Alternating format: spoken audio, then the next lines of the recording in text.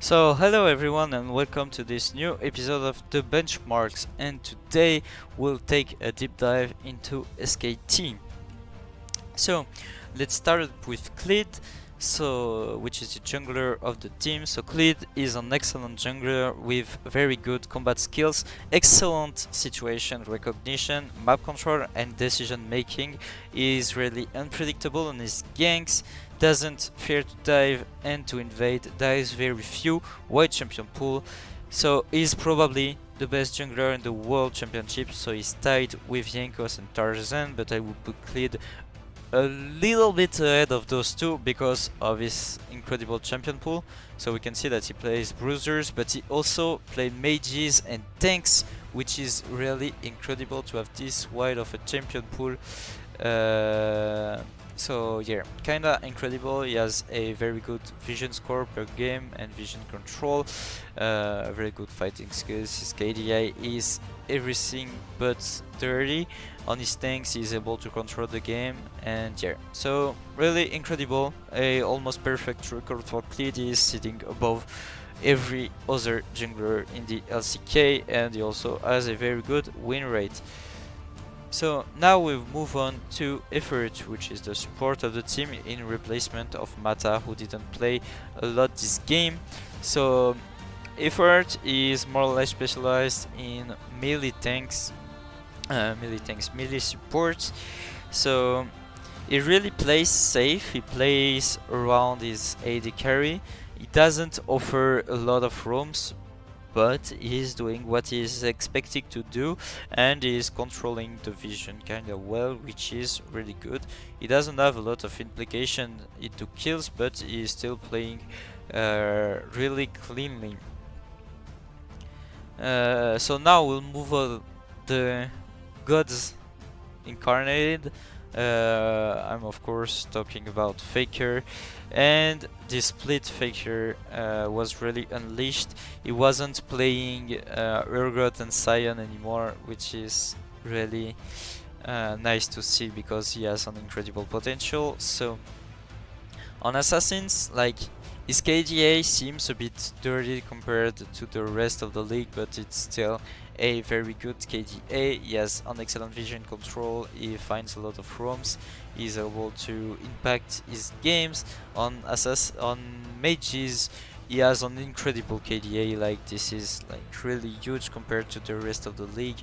He has very good combat skills still, very good vision control, like very good gold inputs. He has a lot of gold spent per minute on those picks, and he is able to find some roams still and to apply a little bit of pressure onto the map, even though it is a bit lower than other teams like Damwon or Griffin, but it is still really clean. On scaling, mages is still impressive, able to stall the game as much as needed, and he can still find some vision control even though those picks don't have a lot of freedom onto the lane.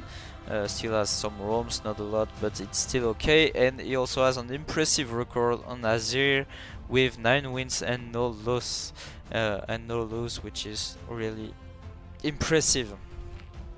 So for the next, we'll move on to Khan. So in my opinion, he is the question mark in SKT. So he seems to be a little bit inconsistent when he plays split pushers. That's not really incredible. However, on bruisers, he's able to put a lot of rhythm on the whole map, even on the bot lane, and to register excellent stats in combat skills as well as in map control. And we can see that indeed, like, he's doing really well to impact the bot lane. So he has around, I would say, like 30% of implications in bot lane, which is really good for a top laner, and he has a lot of map implication. Like, it is about, it's not a lot, but it is still 2, which is kinda decent, and he has a very clean KDA on bruisers, which is really good, and a really good map control. So he played a lot of Aatrox, so other team in the World Championship will need to be careful of this pick, even though he got nerfed, so maybe we won't see it. and this can be a problem for him if SKT estimates that Atrox is not good enough to be played, and he will have to play other things, but he was kinda specialized in Atrox. There is always his Chase threat, but I don't think Chase is incredible those time. So yeah, he also plays a little bit of mages to stall the lane.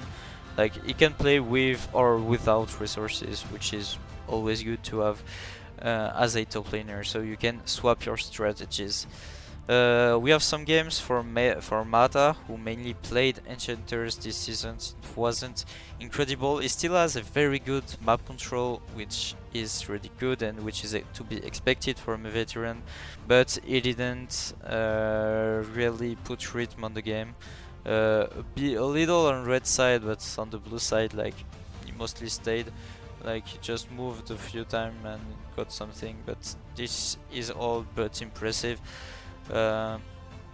He said in an interview that it's probably his last split, which is kinda sad because he is an iconic player, but we can see that he is not fitting the 2019 League of Legends, which is to move and to apply rhythm on the games. And yeah, like, he is still doing good, but not as much as he's expected to do, and he's sitting on a negative win rate even this season on Enchanters.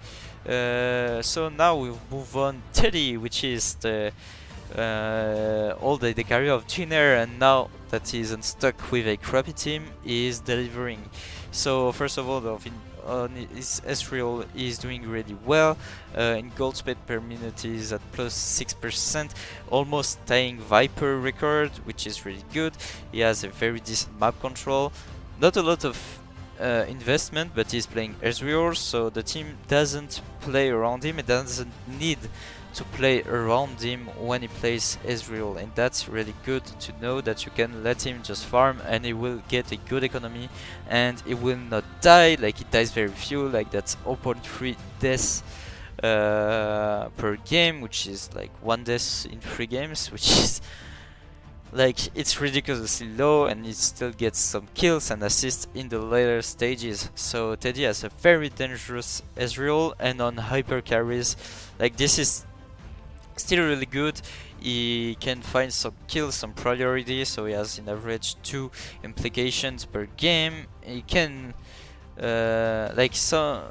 doesn't get dived often, and they often dive the enemy bot lane, which is really good, which means he gets a lot of priority, and that's excellent. He dies very few, only 1 death per game on average. He has decent vision control, like, he's doing really well. And he even played a lot of Varus, which is not common and which offers completely other possibilities for SKT to have a bot lane with Varus, because it means you can get pickups really fast in games and you can snowball games out of this. So that's a pick to watch out, since he has a very good record on this. It means SKT can play this strategy, and he has a very good income as well. And like, they were able also to dive, like we can see that 21% dive on the red side and 41.2% on the blue side, which is really good. And I believe that's all for today. So there is a big conclusion to make, is that SKT is probably one of the favorite team to win the whole thing. So they are very stacked to begin with, like, every single player is a big threat, and they can adapt and play a lot of different things. Every player can play almost every single playstyle and still be performant. The only exception would be maybe Khan on split pushers, but that's, like, he still has an incredible level, don't get me wrong, but that might be the only question mark. And like, they rely not only on instinct as Griffin would do, but they also have a lot of experience, so they know what they can do and what they cannot. And this is a big difference because they can find the same advantages in games as Griffin, but they can also recognize when they need to be aggressive or when they need to turtle back. And this is a problem of Griffin because they have some difficulties sometimes to recognize it, and they just like dig their own graves. So yeah, SKT is probably one of the most threatening team in this World Championship, and every player is a threat, and they can't be really countered because there is no pattern that comes back. Like, they are playing multiple strategies, and this is really hard to play against SKT. So thanks for listening, and I hope you liked this episode. Like, SKT is one of my favorite team coming into the tournament. I hope they will do well. I think they should end first in their group with Fnatic and RNG. So yeah, so thank you for listening, and I will see you on the next episode of the Benchmark.